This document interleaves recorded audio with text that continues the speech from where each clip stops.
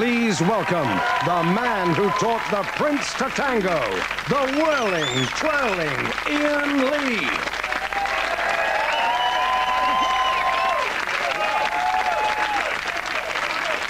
Yep, it's all in the hips. Welcome to the 11 o'clock show on Thursday, March the 11th. Taking to the floor with me tonight and making me look like a right proper Charlie, representing home county South, it's our very own Ginger Rogers, Daisy Donovan. And partnering her is the 11 o'clock show's answer to Fred Astaire, Mackenzie Crook. What? But now it's time to sweep you off your feet while Buenos Aires burns as Tommy Vance body pops into a headlining frenzy with today's big stories in his news slam. Thursday, March the 11th, and the government announces the biggest shake-up of the Common Agricultural Policy since the introduction of the Flymo. Farmers are so furious, they're moving bits of shed and blowing blue and orange whistles. Why? Because they're terrified that in 6 years' time, a loaf of bread might be 3 pence cheaper. My God! If I was a farmer, I'd be moving a shed too. From farmers' riches to football pitches. And going, go! Wembley is sold to the FA. They're planning to turn it into a football pitch. Oh, what is it at the moment? Chopped liver? Old teammates Charlton and Hurst seem pleased. I'm not surprised. They've seen each other's cocks. From Dick and Bobby to Big Ears and Noddy, and talk radio rocks to the sounds of MC Blair and Snoop Doggy Brown. They're telling what it's like to be next-door neighbours. Gordon says Blair plays rock and roll into the night. What's that covering up, eh? Tony's grunts, Sherry's groans, Ewan's young tears. Who knows? Gordon can only stand with his glass to the wall and listen. From 2 old bores to girls on doors, and women get the nod to be bouncers. About time! I think women should be able to do everything that men can, except vote!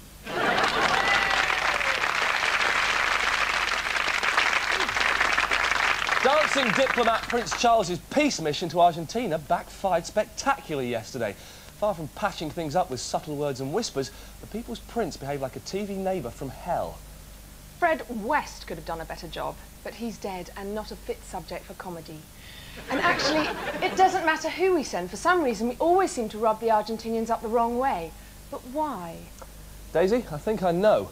My granddad used to tell me about this, and I never believed him, but I'm now told it's true. Believe it or not, way back in the 1970s, we were actually at war with Argentina. The cause of this conflict was the much-disputed Falkland Islands. But why do the RGs covet them so?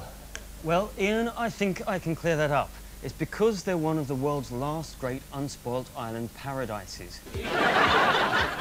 Man can live like a king in these tropical South Atlantic islands. Beer is just 7p a can, and that's not just any old shit, that's for Skull. And native beauties welcome the weary traveller with garlands before tending to their every need. Holidaymakers frolic the night away at Port Stanley's top wine bar and brasserie, the exclusive Stanley's, while days are spent swimming in the warm waters of South Georgia's dazzling coral reefs. Hunting big game on the goose green.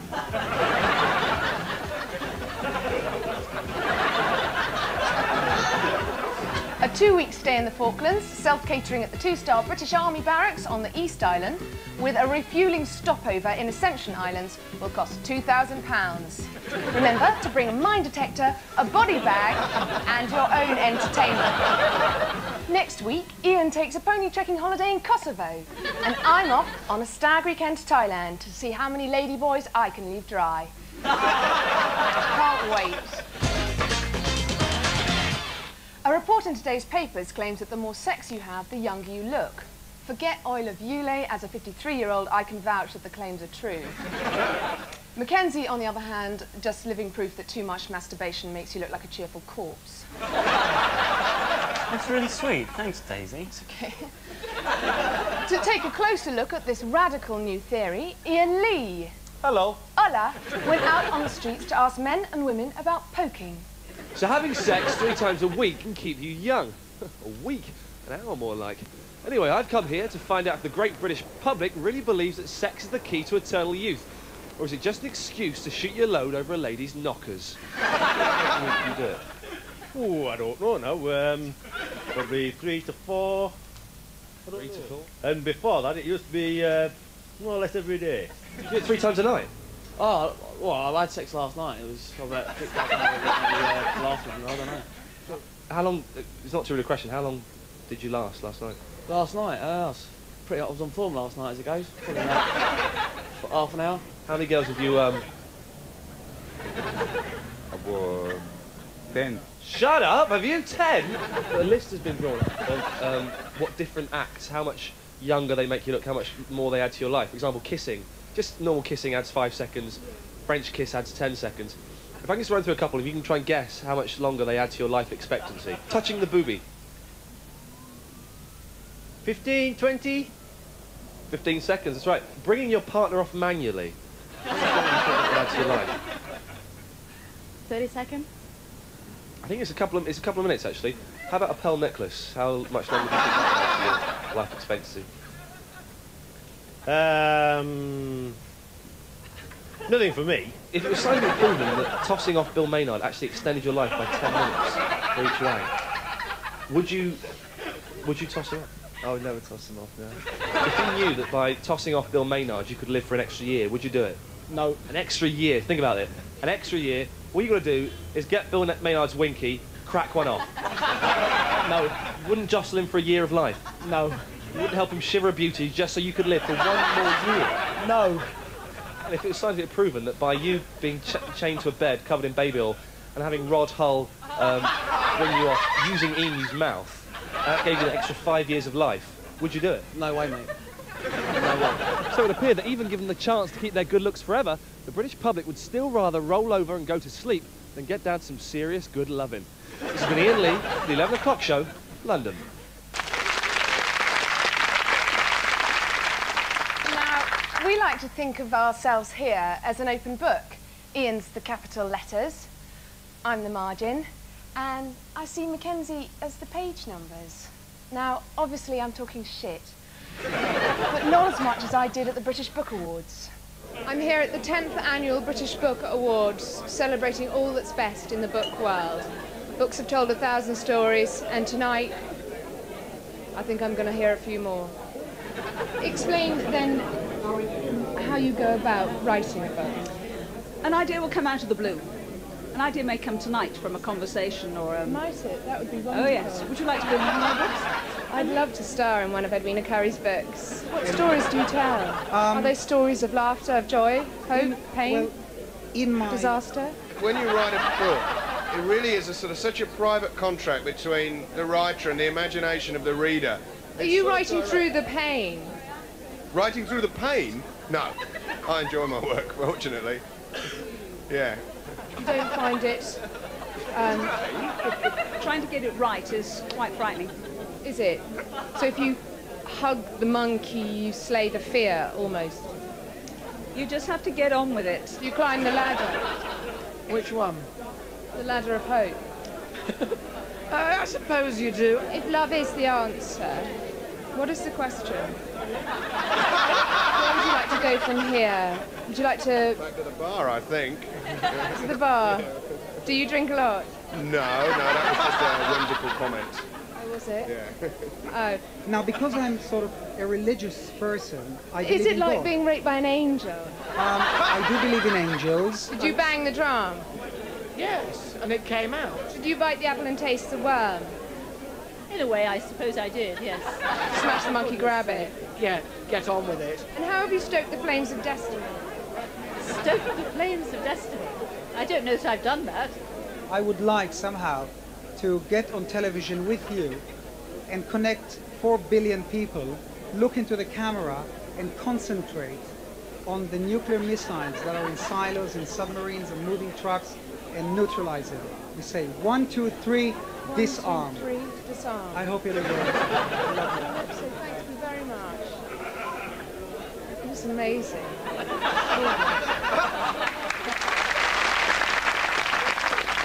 Uri Geller there, and what a bender. Of spoons. He turns my stomach. And let's see if Ron Davis does the same to Simon Michael Simon. See you after the break. Simon Michael Simon's here. Mr. Lorimer sent me here to get the autograph of ex-disgraced Welsh Secretary for Wales, Ronald Davis. I've got my book. I'm a little bit nervous and tense, and hopefully I won't be sick. So, wish me luck.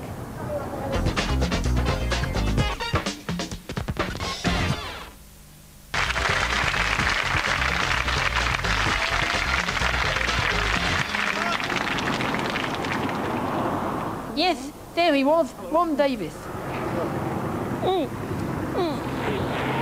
No, I've been sick. I'm sorry.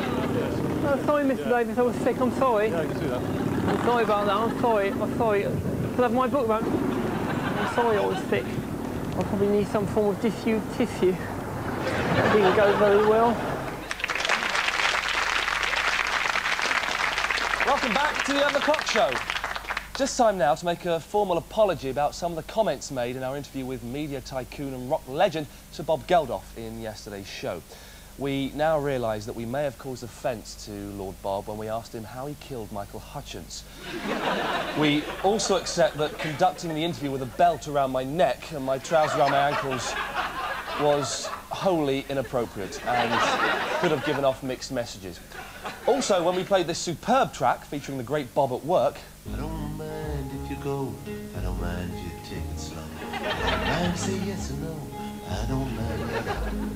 I don't care if you live or die, couldn't get this fit. We realised that this could well be open to misinterpretation and would like to say that we no way meant to imply that he is a no-wife, money-grabbing, self-promoting, fucked-up old has-been who was shit then and even worse now. And, Bob, if we did upset or annoy you, we are sorry, but not as sorry as Michael Hutchence. Now, I don't do the lottery, it's unfair, there's hardly any chance of winning, and I'm certainly nobody's mug. But seriously, what Britain needs, more than a decent health service, more than quality education, is a great all-new betting system. Get that right, and everything else falls into place. Always one step ahead of the pack, we are very proud to present the 11 o'clock show betting service. We've even got our very own bookie, ladies and gentlemen, Jonathan Raab.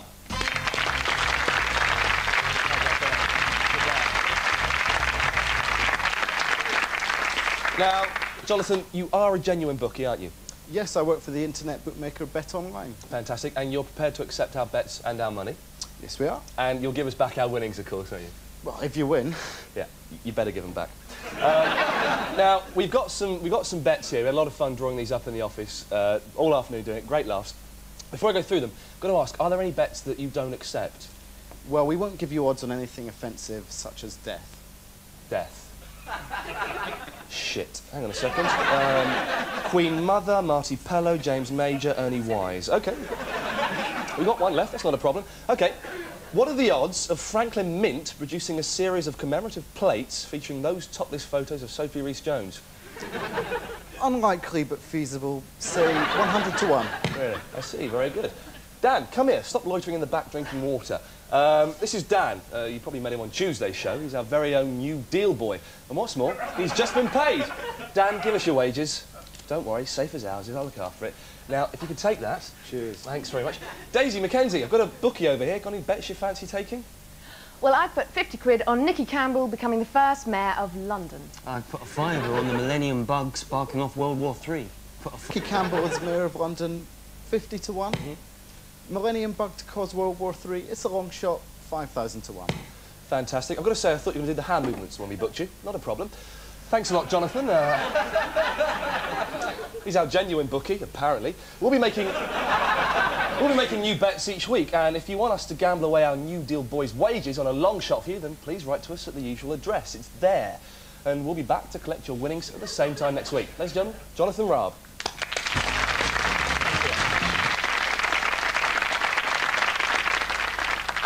God damn you, Vanessa Feltz! If it wasn't for you, we'd still believe in the tooth fairy, God and television. Our lives have been shattered by your show's lies and fakery. You stole our innocence. You just can't help yourself, can you? Look at today's star. Do you really expect us to believe that this isn't just another one of your cynical setups? Who's he? Your son?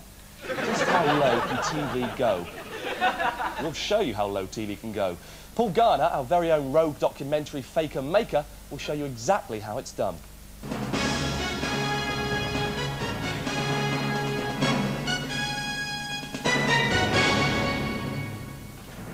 With scientific studies failing to confirm or reject any possibility of life on other planets, I've been speaking to people here in London about their own close encounters with the unexplained.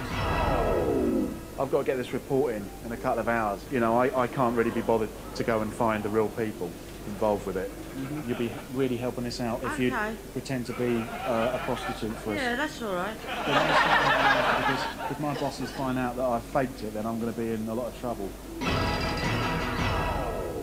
You know, they said go out and get a government minister, and I just, you know, I can't be bothered to chase after them because they're, you know, it takes forever to find the right people. So basically, if you could make out you were a government minister, yeah, we'll disguise you. So is that all right? As long as I'm not doing anything illegally. No, it's yeah, immoral maybe, but not illegal. That's fine. Can you tell me who you are, please, sir? I am a government minister. I do not wish to be recognised. I have inside information about UFOs. What proof have you got that UFOs exist? I received a drunken telephone call from Tony Blair one night. I'll press this tape recorder and you can hear it yourself. Please do. Hi John, sorry it's late. Just thought I'd give you a call and let you know that UFOs really do exist. That's quite alarming, isn't it? Certainly is. Do you mind, Putting the wig do you on? hold that, I'll put it on for you. No laughter. Well, not like this. That's all right. Madam, can you tell me what you do for a living, please? Yes, I'm a prostitute, a call girl. Where do you work? At the back of King's Cross. And what did you see one night? I saw a UFO. And if you can read the list there that Damon's got. Okay? Oh no, come on. Well, no, but we have to, because then people will say that won't believe that you are the prostitute. All right then. I gather you'd had a particularly busy night that night. Very busy. What had you done? 2 hand shandies, 4 dick terpins, 7 rings for me, and a Must have been exhausted. Well, I'm always busy. So you don't mind making out that you're somebody who's seen an alien craft? No. Is that all right? Making out I've seen one. Yeah, and I'll tell you exactly what to say. Oh, right, okay. Is that okay? Yeah. Now, can you tell me what job... Well, actually, I'm a bishop in London. Keep a straight face. Okay. Now, Bishop, can you tell us what this UFO looked like? Well, actually, it looked like this. Now, that's what you'd call cigar-shaped, isn't it? I would think so, yes. On the strength of these people's compelling evidence, there is now, at least in this reporter's mind, very little doubt that there is something out there. This is Paul Garner in central London.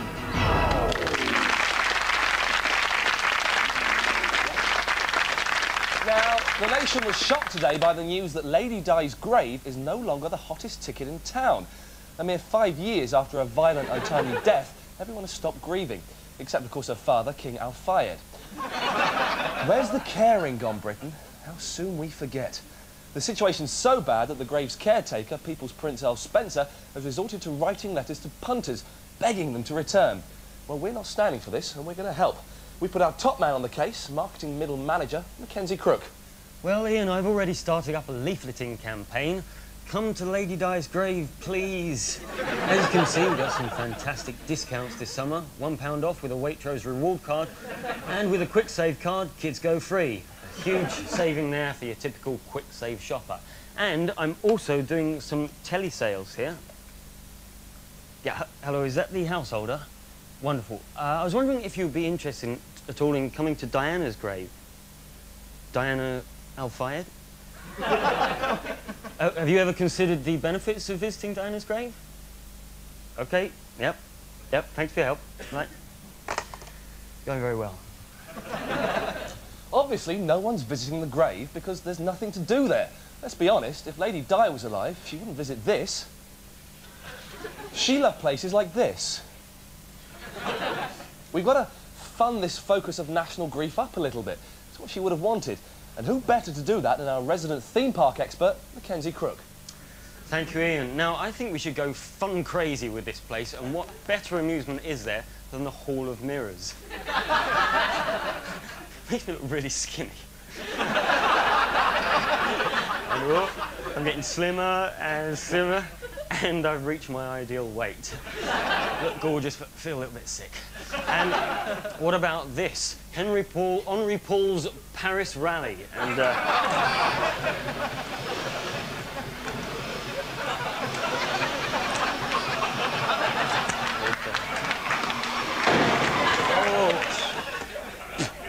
shit. Talking of royals, as we were, what's the difference between Michael Flatley and Prince Charles? Well, you can't find pictures of Prince Charles on the internet sucking his own penis. It's true, I've looked. But they are both fantastic dancers. Last year, Prince Charles famously danced the full Monty, but perhaps his finest hour was in 1985, when at a disco for the jobless, he tried his knees at breakdancing. But now he's surpassed even that by dancing the tango in Argentina. The papers are full of his prancing. But what they tell us is only half the story. Let's find out what the papers ought to say in our regular feature that's called What the Papers Ought to Say. The Daily Mail reports that the last time Charles danced in public was when he waltzed with Princess Diana in Australia 11 years ago. Ever since, his inbuilt sense of propriety means he only lets his hair down in private. What they meant was... the future king is crap at dancing. He knows it, we know it. Stop dancing, Charles. It makes you look like an arse. The Mirror describes how... skirt slashed to the hips, sultry Adrian Vasile coiled a stocking-clad leg round Prince Charles and writhed to the beat of the music. But what they should have said is... Charles was forced to visualise his gran naked on the lap, for fear he may ruin the dancer's black dress. Finally, the star quotes the dancer herself. For someone dancing the tango for the first time in front of so many people, he was rather confident. Which, in fact, meant... Christ, I think I'm pregnant. Well, that's the end of the first week of the 11 o'clock show. And what a week it's been. Gordon's giveaway budget proved he's probably not a gay. And who would have thought a week ago that being told you dance like Prince will be considered an insult? Lots of other things happened that we never had time to cover. They've been fighting again in Kosovo. And apparently there's been a famine somewhere. Where was it? I don't know. Somalia, somewhere like that. Yeah, wherever. But for crying out loud, we can't cover everything. So until next week, when we'll be reporting live from Lennox Lewis's hospital bed, good night.